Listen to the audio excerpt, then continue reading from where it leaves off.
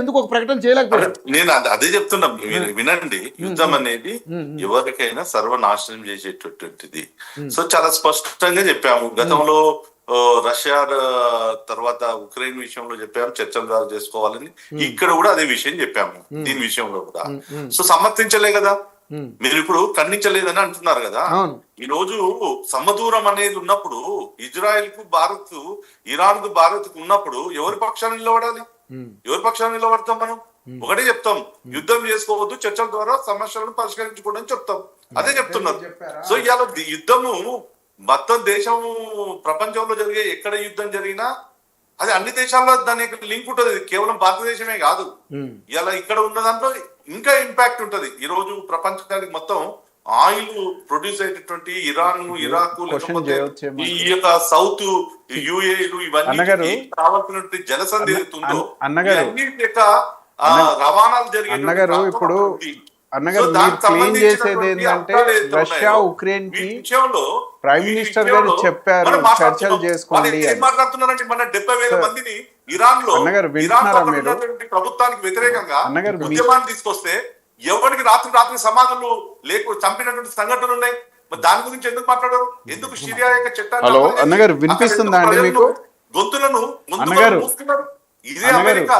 అన్నగారు ఇప్పుడు సమస్య ఏంటంటే రవి, ఇవన్నీ కూడా దర్శన్ రెడ్డి గారు మీరు చెప్పేసి వెళ్ళిపోవడం. శ్రీవర్ధన్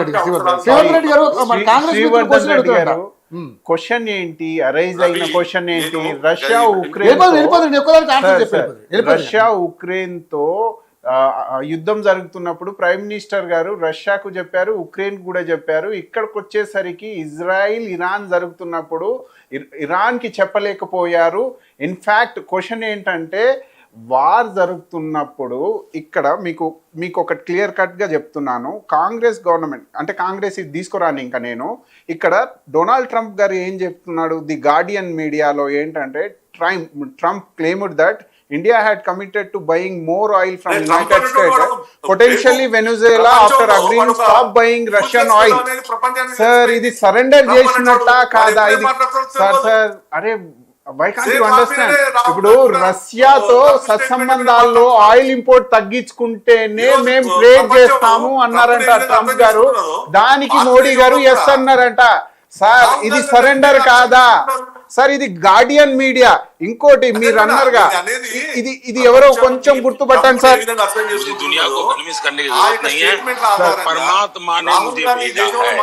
సార్ మళ్ళీ చూడండి. मुझे दुनिया को कन्विंस करने की जरूरत नहीं है, परमात्मा ने मुझे भेजा है. Sir what is this sir? Aaj Tak news ఇంటర్వ్యూలో ప్రైమ్ మినిస్టర్ గారు చెప్తున్నారు, అవస్థలు ఎవరు చెప్తున్నారు సార్? ఇది ట్వీట్ సార్, ఇది గార్డియన్ మీడియాలో అంటున్నారు. United Trump claimed that India had committed to buy more oil from United States and potentially Venezuela after agreeing to stop buying Russian oil anta. Ante who surrendered sir? Prime Minister of India is surrender no? ఎవరు surrender కాలేదు ఈ దేశంలో. మరి ఎవరు sir? మన internal affair, మన sovereignty ఇక్కడ concept. United states చెప్తే మనం రష్యా నుంచి ఆయిల్ ఇంపోర్ట్ తగ్గించుకోవాలా సార్? సార్ అది క్వశ్చన్ కోటేశ్వరరావు గారు అడిగింది. ఇవి ప్రజలకు చెప్పాలి సార్. నాకు ఎక్కడ తక్కువ షిఫ్ట్ ఆఫ్ ఫారెన్ పాలసీ ఎందుకు జరిగింది? ఇజ్రాయిల్ కేసులో ఇజ్రాయిల్కి వచ్చేసరికి షిఫ్ట్ ఆఫ్ ఫారెన్ పాలసీ ఎందుకు జరిగింది? Whole diplomacy failure sir. ఇక్కడ prime minister of India suppose to say this sir. ఇప్పుడు ఇరాన్ కూడా మీరు చెప్పాలి. ఇదే ఇరాన్ కాదు, ఇదే సార్ మనం ఇరాన్ కి ఇంకా కల్చరల్లీ బైండ్ అయి ఉన్నాము. ఇంకా చాలా మన ఫుడ్ నుంచి కశ్మీర్ విషయాల మీద వారెవరండి మాట్లాడడానికి? ఇది ఖండం చేయాల్సిన విషయం. నేను ఖండం చేస్తాను. ఇందాక కోటేశ్వరరావు గారు అంటున్నట్టు ఈవెన్ ఐ కండెమ్డ్ ఇట్. ఈ రోజు అతను ఎదుర్కొంటున్నటువంటి తీవ్రవాదానికి, అతని యొక్క ఆ దేశం యొక్క ఐడెంటిటీ తాను చేస్తున్నట్టు యుద్ధం ఏతుందో తాను చేసుకుంటుంది. దాని విషయం ప్రతి దాంట్లో భారతదేశం ఇన్వాల్వ్ అవుతుందా? ఇన్వాల్వ్ అవుతుందా? చెప్పండి.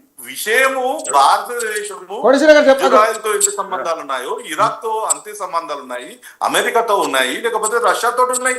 సో ఒక అందరితో ఉన్నప్పుడు మాట్లాడు కోటేశ్వర గారు. ఏదైతుందో మీలాగా పాలస్తీన్ బ్యాగులు వేసుకొని మేము పోలేము sir. In the name of humanity last 79 sorry free independent ఇండియాలో ఇజ్రాయిల్ చేసేది దారుణం, విధి విధానాలు మార్చుకోవాలని మేము కండెమ్ చేశాము. ఇప్పుడుకొచ్చేసరికి ఇజ్రాయిల్ అంతా లవబుల్ కేరింగ్ ఎలా అయింది?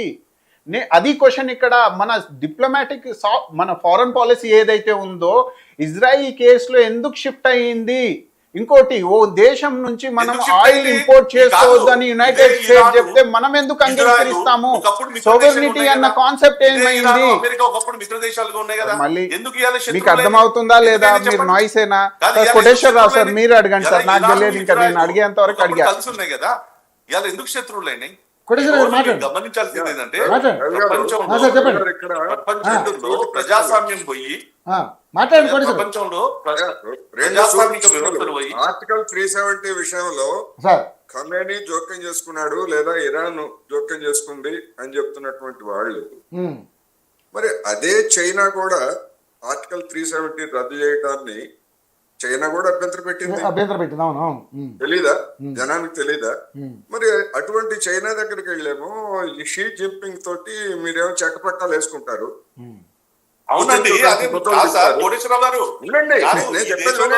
మన యొక్క ఈ దేశం యొక్క దరిద్రం ఏంటంటే కాంగ్రెస్ పార్టీ ఈ ప్రజలు ఇబ్బంది పడుతుంటే తీసేస్తే రాహుల్ గాంధీ ఈ దేశంలో కాంగ్రెస్ పార్టీ అనేటువంటిది చెప్పుకోవడానికి అవకాశవాదం అనేటువంటిది మరి అదే మరి చైనా కూడా చెప్పిందిగా, మీరే చెప్పారుగా 36,000 చదరపు కిలోమీటర్లు ఆక్రమించింది. అదే విధంగా ఆర్టికల్ 370 నిజం కాదా? కోటేశ్వరరావు గారు అది నిజం కాదా? అబద్ధాల సంగతి కాదండి నేను చెప్పేది. కాదు, నిజం కాదా అంటున్నా. మిమ్మల్ని అడుగుతున్నా ఇది నిజం కాదా? తీసుకురండి, ఎక్స్పెరిమెంటల్ డాటా పెట్టమని చెప్పండి సార్. మీరు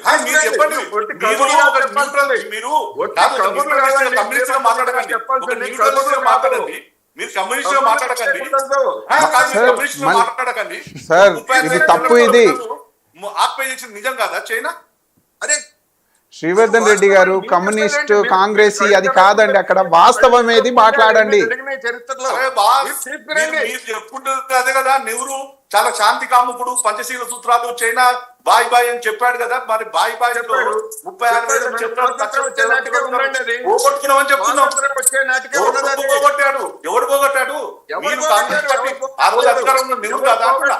మీరు ఆ విధమైనటువంటి అవాస్తవాలు చెప్పొద్దు. ఎవరు పోగొట్టలేదు. ఆల్రెడీ మనకు స్వాతంత్రం వచ్చే నాటికి అది మీరు కమ్యూనిస్ట్ ఆలోచనతో మాట్లాడితే ఈ రోజు ఈ దేశంలో ఉన్న కమ్యూనిస్టులు సార్, మీకు మ్యాక్మోహన్ లైన్ కి ఎల్ఓసి కి డిఫరెన్స్ తెలియదు సార్. శ్రీవర్ధన్ రెడ్డి గారు తప్పు తప్పు ఎవరు వక్రీకరిస్తలేదు సార్. నేను ఒకటే అడుగుతున్నా కోటేశ్వరరావు గారు, ఇదే ఇజ్రాయిల్ ఇదే అమెరికా ఒకప్పుడు ఇరాన్ తో మంచిగా ఉన్నాయి కదా. ఈ రోజు ఎందుకు వచ్చిన యుద్ధాలు? చెప్పండి, ఎందుకు వచ్చినాయి? మీకు చరిత్ర తెలుసా? 50 ఏళ్ల క్రితం ఉన్నాయి కదా. ఎక్కడ లేదన్నా అది అన్న, మీరు తప్పు మాట్లాడుతున్నారు శ్రీవర్ధన్ రెడ్డి గారు. వెరీ స్టార్టింగ్ సారీ అన్న, మీకు చరిత్ర తెలుసా? అదే ఇజ్రాయిల్ లో మీకు చరిత్ర తెలుసా అని అడుగుతున్నాను నేను. మీకు చరిత్ర తెలియక మాట్లాడుతున్నారు మీరు. నాకు తెలుసు. మీరు శ్రీవర్ధన్ రెడ్డి గారు తెలియదండి మీకు చరిత్ర. మీకు మ్యాక్మోహన్ లైన్ కి ఎల్ఓసి కి డిఫరెన్స్ తెలియదు. చరిత్ర ఉత్తీకరణ చేసింది కాంగ్రెస్ పార్టీ, ఇచ్చింది కాబట్టి. చెప్పండి, ఇజ్రాయెల్ ఎప్పుడు మీరు నాకు చెప్పేది ఈ భారతదేశానికి చరిత్ర ఉంది. మీరు ఏదో రాశారో ఆ చరిత్ర కాదు. ఈ దేశానికి అంటే రాసిన చరిత్ర కాకుండా ఇంకో చరిత్ర ఉందా శ్రీవర్ధన్ రెడ్డి గారు? కేవలం వాణిజ్యమే కాదు, సాంస్కృతికమైనటువంటి అనేక అంశాలు ఇరాక్ భారతదేశానికి సంబంధాలు ఉన్నాయి.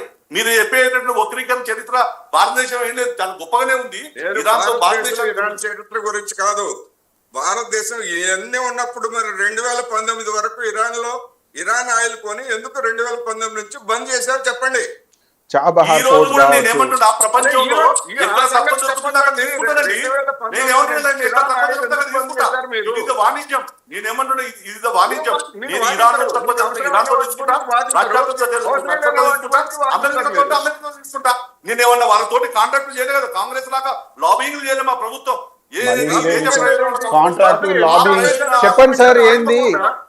ఎందుకు ఆపేశారు చెప్పండి. అది చెప్పకుండా ఈ దేశం కోసం ఏది ఉపయోగమో అదే పని చేస్తున్నాం. కానీ మేమేమి దాంట్లో మీరు చేసేటువంటి కాంగ్రెస్ పార్టీ ప్రభుత్వాలు చేసినట్టుగా ఎక్కడ ఏమి దాంట్లో కమిషన్ల కొరకు మేము చేస్తలేము.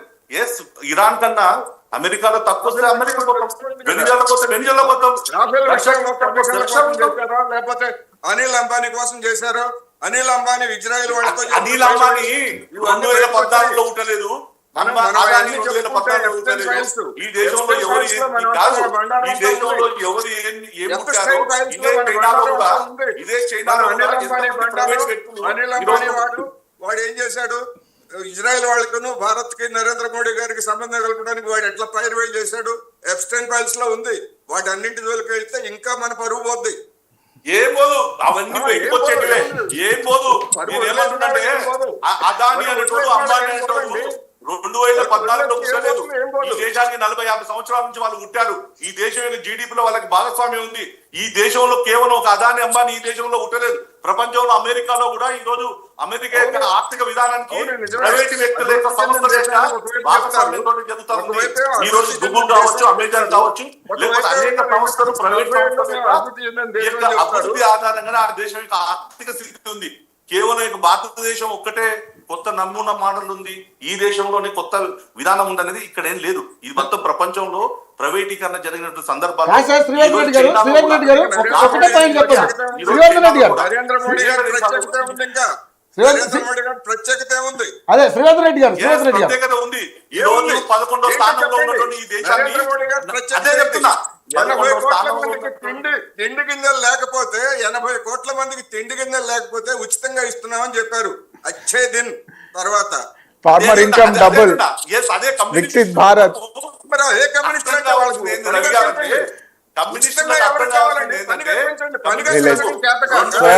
సార్ ఇది పర్టికులర్ గా శ్రీవర్ధన్ రెడ్డి గారు మీరు అలా మాట్లాడవద్దండి.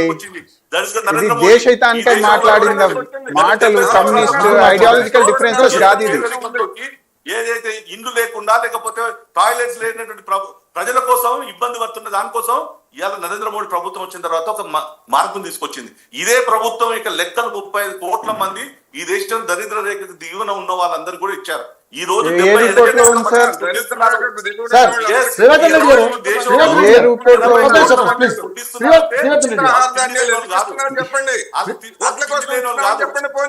నేనేమంటున్నా, 80 కోట్ల మందికి భోజనాలు కాదు. ఈ దేశంలో ప్రొడక్షన్ అయినటువంటి ఉత్పత్తులైనటువంటి ధాన్యాన్ని ఇవాళ ప్రభుత్వాలు కొంటున్నాయి కాబట్టి అవన్నీ కూడా పీడిఎఫ్ సిస్టమ్ లో పేదవాంతో పాటు మీరు చేసింది ఏందన్నా? అది ఎప్పటి నుంచో ఉంది పీడిఎఫ్ సిస్టమ్. శ్రీవర్ధన్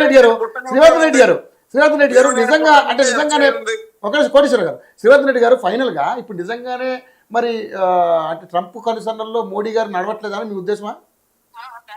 ఒకటి రవి గారు, భారతదేశం స్వతంత్ర దేశం, చెప్పండి, భారత విధానాలు స్వతంత్రంగా ఉంటాయి.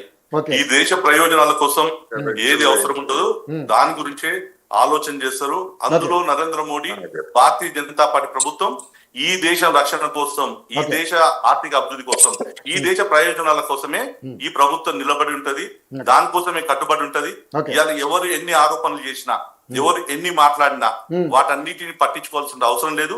ప్రజల ముందు మోదీ గారి యొక్క పనితీరు తెలుసు, ప్రజల ముందు, ప్రపంచం ముందు మోడీ గారి యొక్క నాయకత్వం గురించి తెలుసు, ప్రపంచం మొత్తానికి భారతదేశ విధానం తెలుసు. అందుకోసం భారతదేశం మొదటి నుంచి ఏదైతే కోరుకుంటున్నామో యుద్ధాలు అనేది ఇది యొక్క జాతి ప్రజల యొక్క వినాశనానికి సంబంధించిన అంశం. సో వాళ్ళ యొక్క ఏ అంశాలున్నా, వాళ్ళ యొక్క ఏ దేశాల మధ్యలో ఉన్నటువంటి సంబంధం ఏవైనా ఉన్నా అవన్నీ కూడా చర్చల ద్వారా పరిష్కరించుకోవాలని చెప్పేటువంటి విధానం భారతదేశ విధానం. ఇవాళ నరేంద్ర మోడీ గారి ప్రభుత్వంలో కూడా ఈ దేశ ప్రయోజనాల కోసమే కట్టుబడి ఉన్నటువంటి వ్యక్తి నరేంద్ర మోడీ గారు. సో ఇదే మా విధానం. దీంట్లో ఎవరు ఎన్ని మాట్లాడినా, రాహుల్ గాంధీ లాంటి వాళ్ళు అనేక మంది ఈ దేశం కోసం అనేక రక్షణ రంగం మీద కావచ్చు, ఈ దేశం యొక్క ప్రయోజనాల విషయంలో విదేశాల్లో మాట్లాడినా మేము దాని గురించి కాదు, ఈ దేశం కోసం రెండు మూడు సిచ్యువేషన్ చెప్పండి ఎక్కడ మాట్లాడారు. పార్టీ భారతీయ జనతా దేశానికి పార్టీ. అగేనెస్ట్ గా అది పెట్టుకోండి. శ్రీవర్ధన్ రెడ్డి Right. గారు రాహుల్ Right. గాంధీ గారు ఏ ప్లాట్ఫామ్ మీద చెప్పారు యాంటీ Yes, అమెరికాలో చెప్పాడు. ఏం మాట్లాడారు? చెప్పండి డేట్ తో అమెరికాలో పాటు మాట్లాడారు. చెప్పండి, స్టేట్మెంట్ లక్షల- చెప్పండి. సార్ ఐఎమ్ లక్షల sitting in front of you know మాట్లాడారు. సార్, అదే నేను స్టార్ట్ వాస్తవానికి మాట్లాడారు ప్రేమించే కదా. మనిషిని. ఈ మీరు దేశం చెప్పండి, యొక్క నేను ఎలాంటి అల్లజడి పట్టుకోను. మీరు ఈ స్టేట్మెంట్ అగేనెస్ట్ ఇచ్చారని చెప్పండి, నేను మాట్లాడతా దానిపైన డేట్ తో సహా. రవి గారు ఇంత ముందుకు రవి గారు మీరు అక్కడే ఉన్నారు కదా. అవును. రాహుల్ గాంధీ దేశ ప్రయోజనాలకు వ్యతిరేకంగా మాట్లాడిన సందర్భాలన్నీ మీరు యూట్యూబ్ లో కొట్టండి. ఆయనకు ఇప్పుడున్న మా మిత్రుడు కాంగ్రెస్ మిత్రుడికి చేసి చూపియండి ఎన్ని సార్, ఇంకొకటి శ్రీవర్ధన్ రెడ్డి గారు మీకు ఒకటి చెప్తా చూడండి. రాహుల్ గాంధీ సత్యాగ్రహి, సత్యాన్ని తప్ప ఇంకేది మాట్లాడారు. గల్గోటియా యూనివర్సిటీ తప్పు. ఇప్పుడు హ్యూమనిస్టిక్ అప్రోచ్ లో శ్రీవర్ధన్ ఉండాలి. రెడ్డి గారు ఉంటారా వెళ్ళిపోతారా? వెళ్తున్నామండి. ఓకే, థ్యాంక్ యూ కోటేశ్వర గారు ఫైనల్గా చెప్పండి సార్. నిజంగానే మరి బీజేపీ ఈరోజు సరే అంటే వాళ్ళు చేసిన తప్పునో లేకపోతే